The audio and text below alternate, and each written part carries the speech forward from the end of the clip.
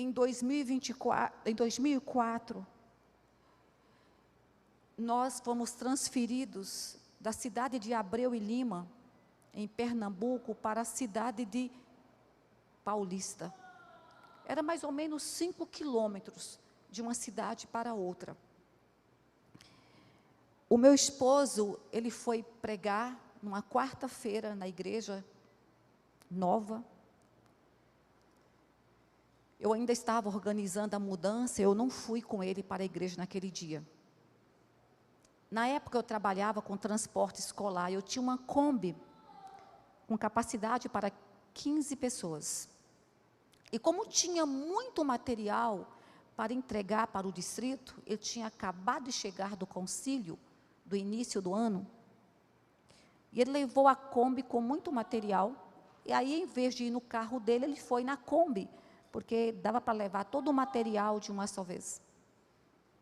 E quando ele terminou de pregar, que ele estava despedindo os irmãos, ele voltou para pegar a Bíblia, que ele tinha esquecido no banco da frente.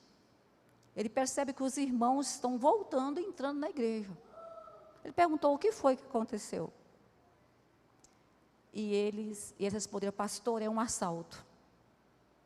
E de repente, 3 homens armados entraram na igreja e perguntou: de quem é aquela Kombi? Aí alguém: é do pastor. Ele disse: você vem comigo. Na verdade, não falou no momento que era pastor, descobriu depois que era pastor. Você vem comigo. E ele entrou na Kombi. 2 não sabiam dirigir, então pediu para que ele fosse dirigindo. Mas o outro entrou em outro carro de um irmão que estava na igreja. E eles seguiram. Quando ele passou dirigindo, alguns irmãos acenaram para o meu marido e disse: não diz nada. Se você disser, a gente mata você agora mesmo. Então, meu marido sorriu para os irmãos, para não desconfiar que ele estava sendo sequestrado. E saíram da cidade. Era mais ou menos 9h30 da noite, quando a campainha tocou em casa. Eu pensei que o meu esposo tinha esquecido a chave. Eu nem sequer olhei para ver quem era e abri a porta. Eram 3 homens de ternos. Eu não conhecia ninguém ainda no novo distrito. Eles disseram: irmã Reviane, nós somos anciãos da igreja do Paulista e queremos falar com a senhora. Eu geralmente não recebo em casa homens sem o meu esposo estar presente. Eu disse: meu esposo não está. Vocês podem aguardar um pouco? E eles dizem: a gente quer falar com a senhora. E já foi entrando. Aí eles pediram: você pode pedir para os seus filhos irem para o quarto? Na época, o meu filho mais velho estava com, acho que 9 anos, 10 anos.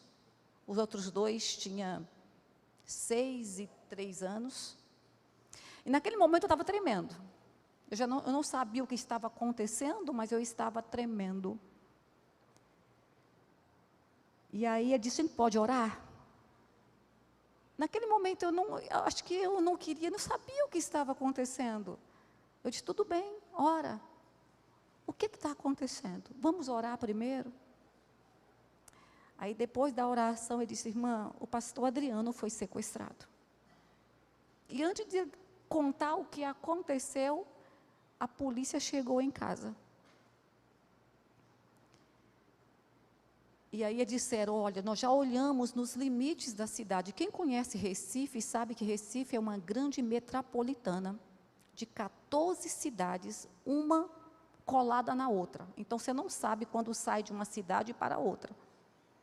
Nós estávamos na época em Paulista, então saiu de Abreu e Lima, entrou em Igaraçu, e de repente a polícia de Abreu e Lima não pode atuar na outra cidade vizinha, tem que avisar a outra cidade, então tudo fica mais difícil.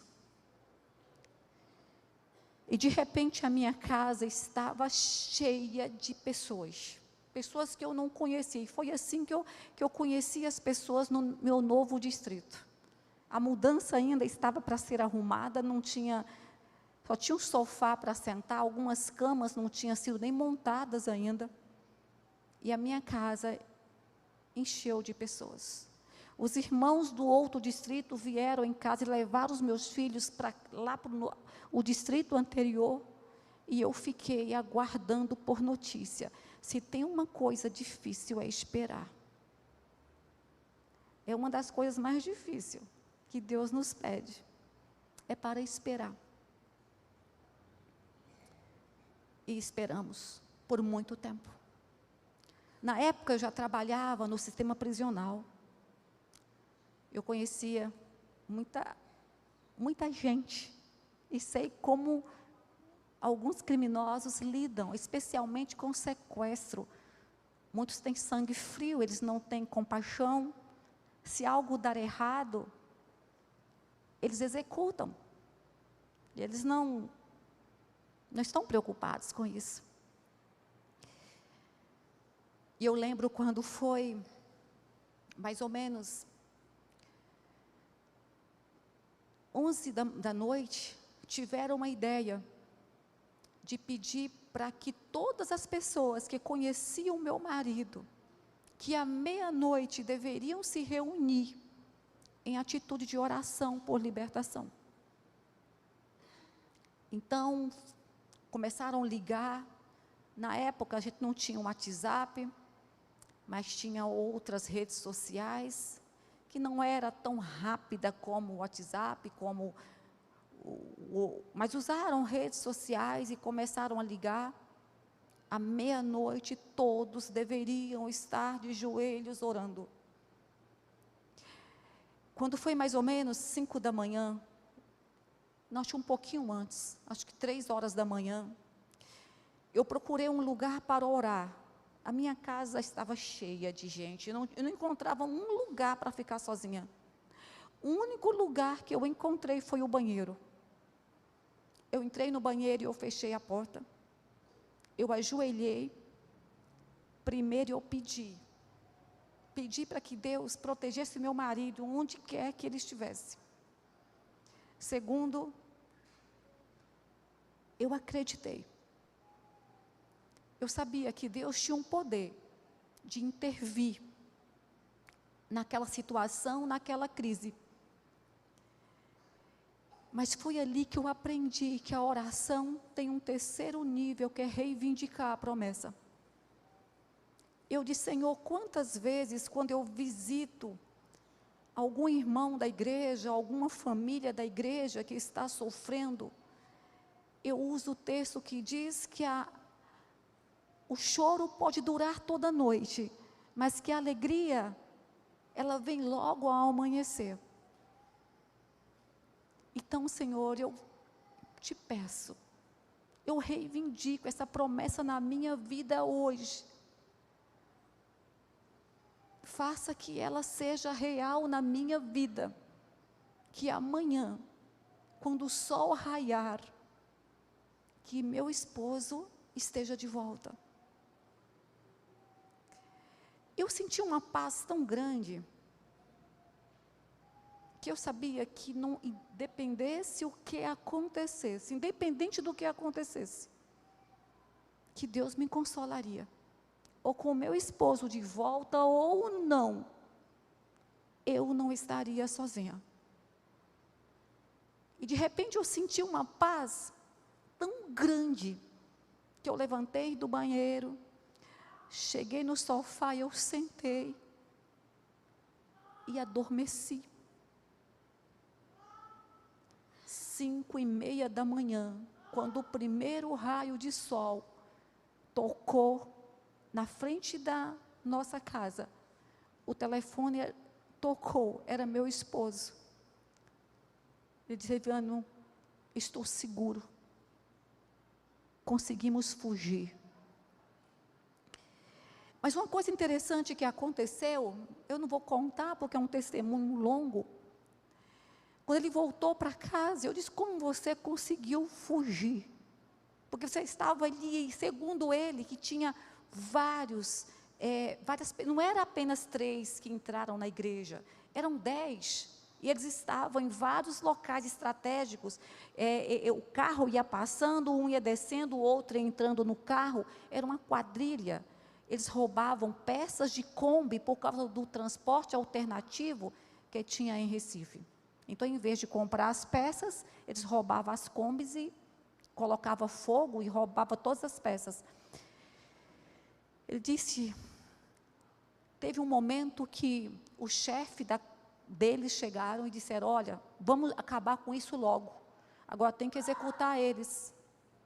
E pediu para que ele e o outro amigo ajoelhassem em posição de execução e começou a brincar com a arma na cabeça dos dois e perguntando, quem a gente mata primeiro? O meu esposo só perguntou para o amigo, irmão, você está pronto? Porque chegou a hora. E de repente, alguém passa de bicicleta no meio do bando, em alta velocidade. E isso fez com que todos eles distraíssem. Porque diz aqui tem sinal de internet, vão ligar para a polícia. E daqui a pouco vai chegar aqui a polícia. E eles distraíram para levar as peças que eles tinham retirado do carro para um outro carro. E foi aí que os dois aproveitaram a distração e fugiram dentro da mata. Eu sei que eles passaram 5 horas dentro da mata, rasgando o mato com os braços. Meu esposo chegou em casa com o braço todo arranhado. Ele disse que o que tirou ele da mata foi ter sido um desbravador.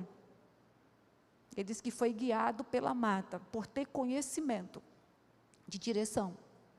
E eu perguntei para ele, quando foi que isso aconteceu? Ele respondeu, à meia-noite. Ele não sabia que tinha um grupo orando até então, à meia-noite. Um grupo estava orando para que Deus protegesse ele. E aconteceu à meia-noite. A oração tem poder. E quando essa oração, ela é realizada coletivamente, você não tem ideia quantos milagres, quantas vitórias a igreja pode obter através do jejum e através da oração.